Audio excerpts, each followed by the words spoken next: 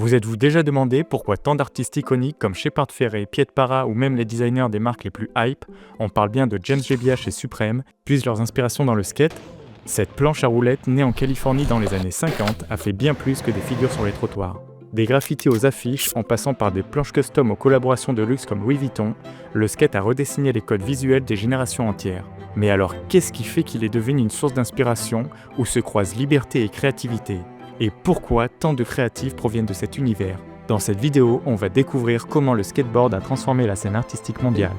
Quand tu es dans le skateboard, t'es pas dans un sport normal. C'est-à-dire, il n'y a pas de coach qui te crie dessus, t'es pas obligé d'en faire le mercredi, le samedi, t'es pas en short. Donc rien que ça, l'essence de la pratique elle-même, c'est quelque chose qui est plus artistique par essence, c'est-à-dire j'en fais quand je veux, où je veux, avec qui je veux.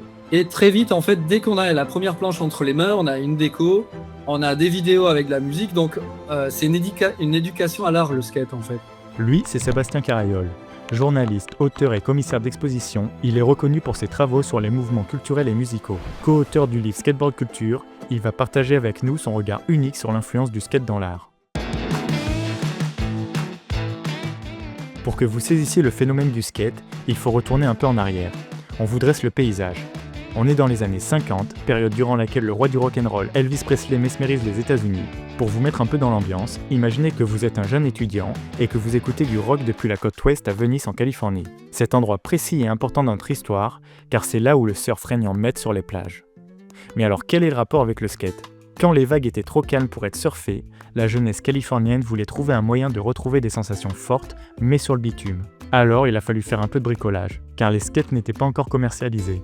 Et le premier skateboard ressemblait à ça, une bonne vieille planche en bois à laquelle on a fixé des roues arrachées à une paire de rollers. Puis, en l'espace de quelques années, ils se mettent à surfer des kicktails, cette planche à l'arrière relevée qui a été inventée par Larry Stevens en 1969. Plus tard, on y a ajouté des roues faites en polyuréthane, et c'est comme ça que les surfeurs de rue glissaient plus facilement en évitant les chutes. Le skate connaît un pic de popularité à la fin des années 50, mais est vraiment mis sous le feu de la rampe dans les années 70 avec les Z-Boys, une team qui compte 13 membres, dont les plus connus sont Jay Adams, Stacy Peralta, Tony Alva et la seule fille nommée Peggy Oki. Ces cool kids nous viennent tout droit de Dogtown à Santa Monica et sont avant tout surfeurs. Ils traînent au surf shop Zephyr, tenu par Jeff Ho, Craig Stasic et Skip Engblom, qui deviennent leurs mentors.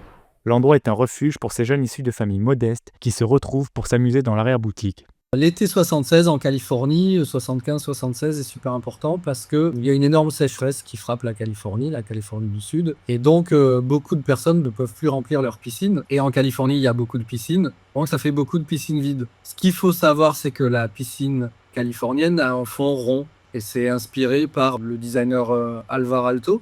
Et en fait, les premiers designers de piscines californiennes ont repris ces côtes à lui. Donc les piscines en Californie en font rond parce que pendant les tremblements de terre, c'est pour éviter qu'elles s'écroulent sur elles-mêmes.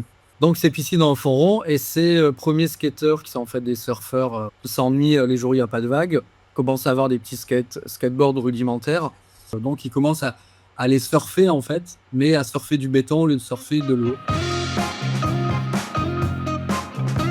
Les Z-Boys ont définitivement donné de la visibilité à l'univers du skate. Dès les années 70, ils vont devenir les sujets préférés des photographes. Il faut dire qu'ils ont une sacrée dégaine.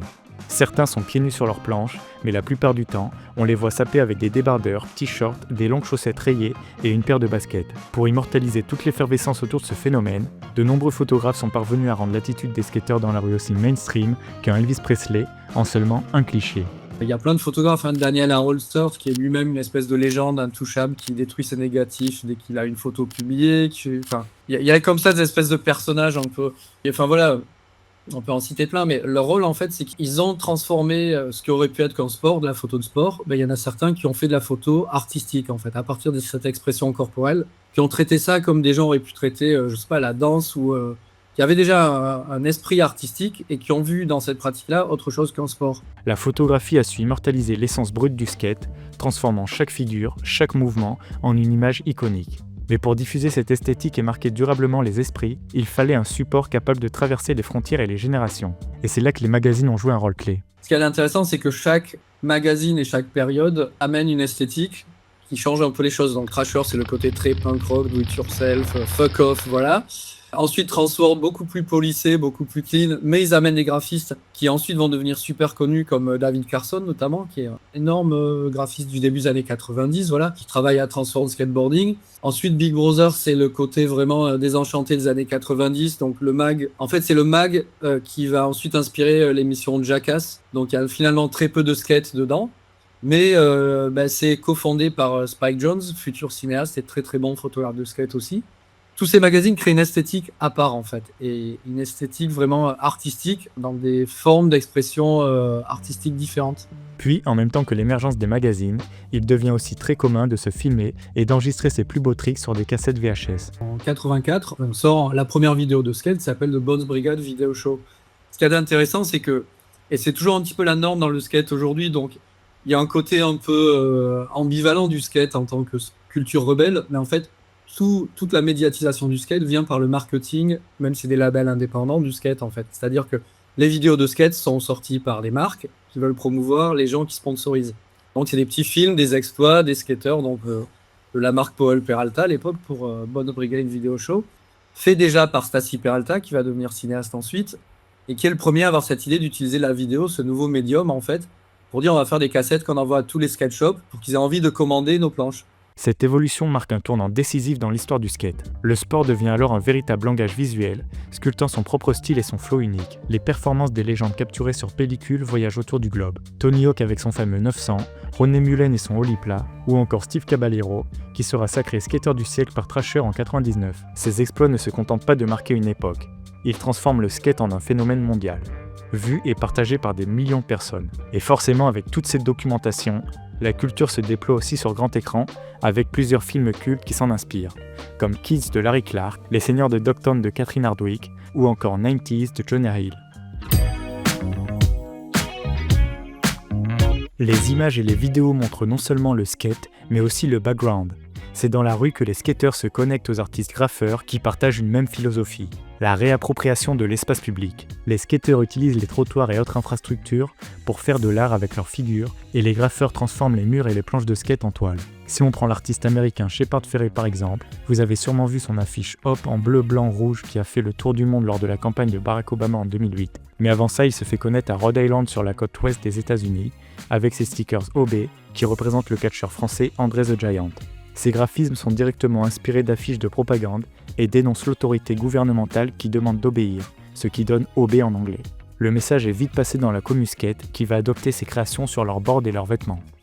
Évidemment, on parle beaucoup des États-Unis, le point de départ de l'histoire du skate, mais le mouvement a une telle ampleur qu'il va aussi atterrir au Japon, et plus précisément à Tokyo, là où la scène skate est aussi très développée.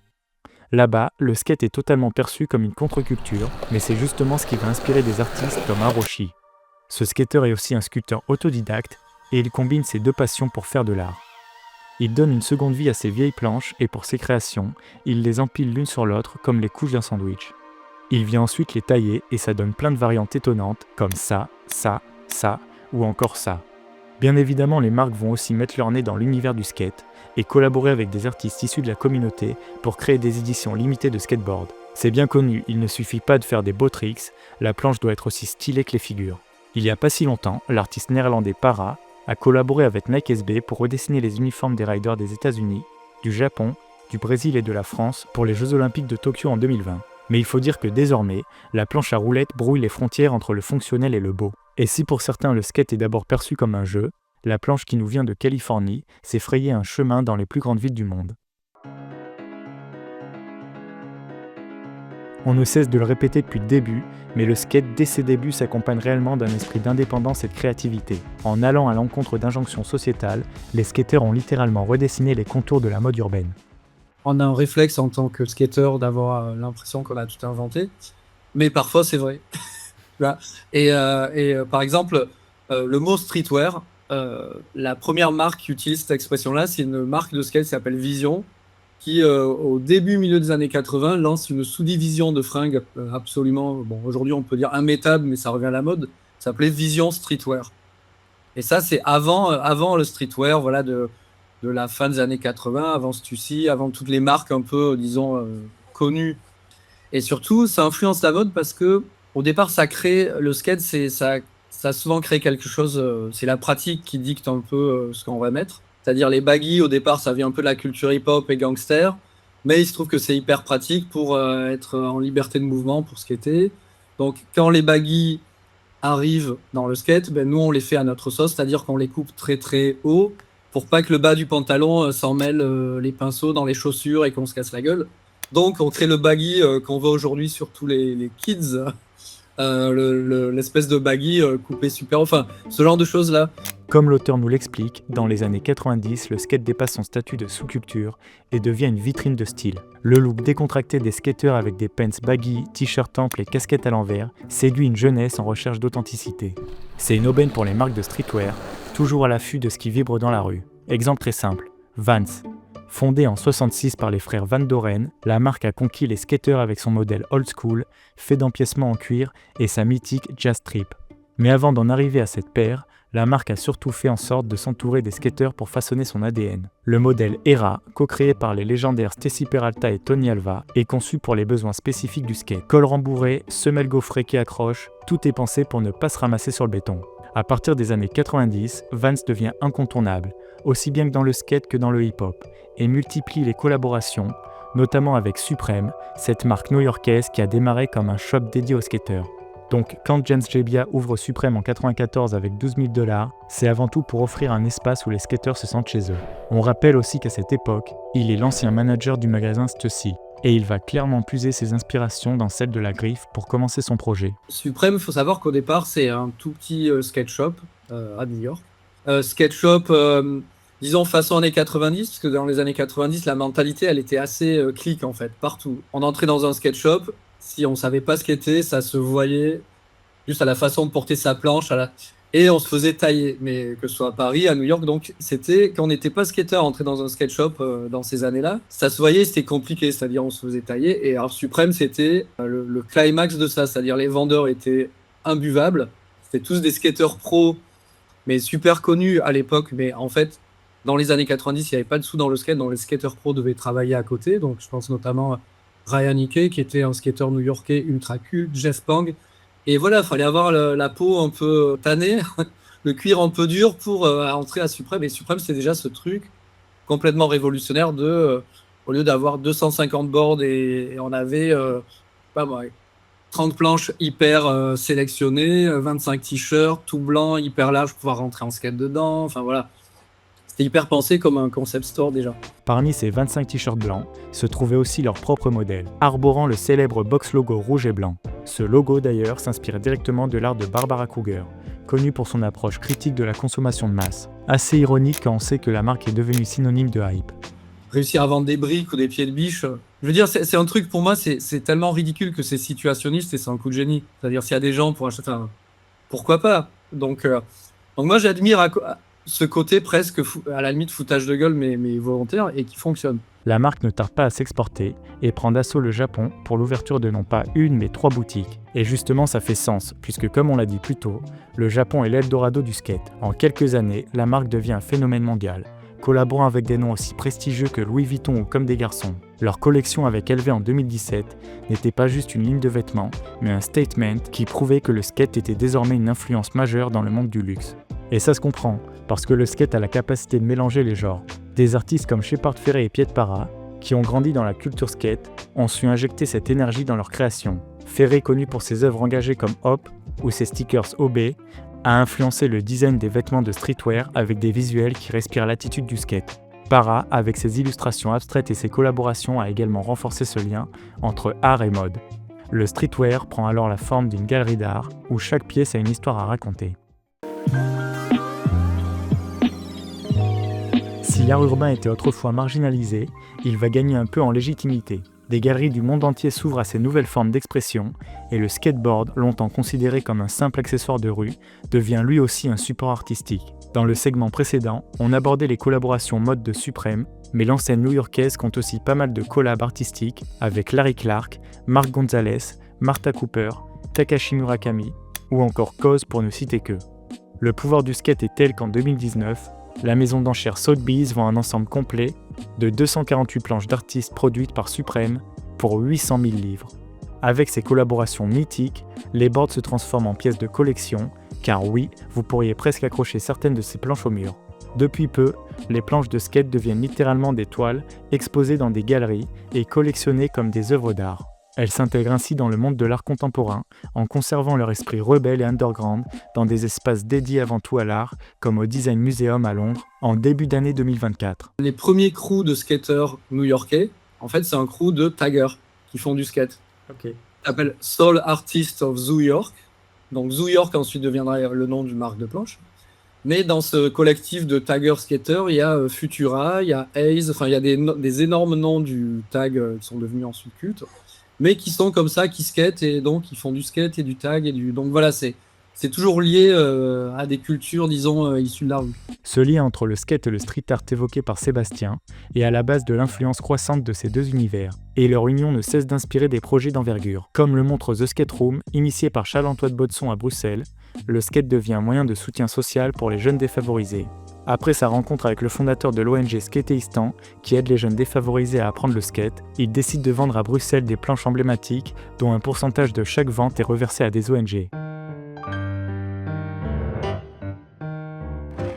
Le skate apporte un peu de magie dans la vie des enfants et des adultes, et on voit aussi qu'il peut transformer n'importe quel banc, muret ou rampe en structure interactive. Depuis ses débuts, la planche n'a cessé de questionner l'usage des choses, en redéfinissant les espaces publics. Dans les années 80, les skateurs étaient vus d'un mauvais œil par les municipalités. Aujourd'hui, les rôles se sont inversés.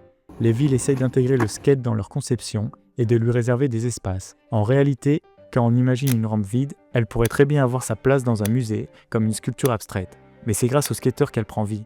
Alors retravailler les espaces devient aussi un challenge pour des passionnés de skate comme le sculpteur Raphaël Zarka. Il crée des œuvres inspirées par la géométrie et le mouvement du skate, et c'est exactement ce qu'il a fait au Centre Pompidou lors des JO de Paris 2024. Les installations ont été créées spécifiquement pour être skatées et mélanger art et sport. Est-ce qu'on peut dire que l'architecture est devenue skater-friendly ? En tout cas, les environnements sont plus inclusifs, dynamiques et adaptés aux usages multiples, même s'il en reste encore peu. Longtemps perçu comme une discipline à part, le skateboard a parcouru un chemin inattendu, depuis les piscines vides de Californie jusqu'aux galeries d'art contemporain. Ce mouvement longtemps marginalisé a laissé une marque indélébile sur la culture visuelle, la mode et l'art urbain. La prochaine fois que vous voyez un skateur sur un muret ou slalomer entre les passants, vous vous souviendrez que c'est une partie de cette révolution culturelle. Aujourd'hui, le skate est présent à des compétitions sportives et même aux Jeux Olympiques depuis qu'il a fait son entrée pour les épreuves de Tokyo en 2020. Bien sûr, le monde de l'art ne se limite pas à la culture skate, mais l'influence de celle-ci est indéniable pour une génération d'artistes et designers qui ont grandi avec cette passion. Le skate a poussé des portes, cassé des barrières et montré que l'art peut émerger de n'importe où, même des coins les plus inattendus des villes. L'esprit de liberté que le skate incarne continue de repousser les limites du possible, et comme l'a dit un jour la légende Tony Alva, ce sport est une libération de toute votre énergie sur le terrain, sur votre toile et la création de votre propre art. Dès qu'on met le pied sur un skate, en fait, on est exposé, on est bombardé par des expressions artistiques sous toutes leurs formes. Donc soit on l'absorbe, soit on rejette. Et pour vous, qu'est-ce qui fait l'essence même du skate ? Partagez-nous aussi en commentaire vos souvenirs qui mélangent l'art urbain avec le skate, on est curieux de vous lire. Et si cette vidéo vous a plu, n'hésitez pas à la liker, partager et à vous abonner pour découvrir nos prochaines vidéos.